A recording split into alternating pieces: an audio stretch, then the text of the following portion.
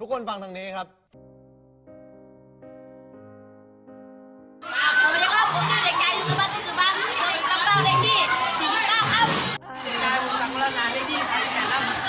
ชื่อเด็กชายนิติพงศ์ศรีจันทร์เลขที่19ครับ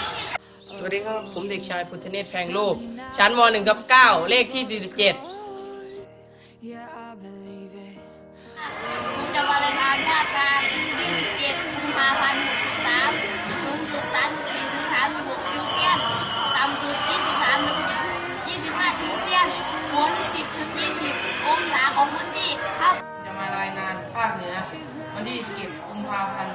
63สูงสุดอยู่ที่33องศาเซลเซียส33ถึง35องศาเซลเซียสต่ำสุดอยู่ที่18ถึง20องศาเซลเซียสฝนอยู่ที่10ถึง20%ของพื้นที่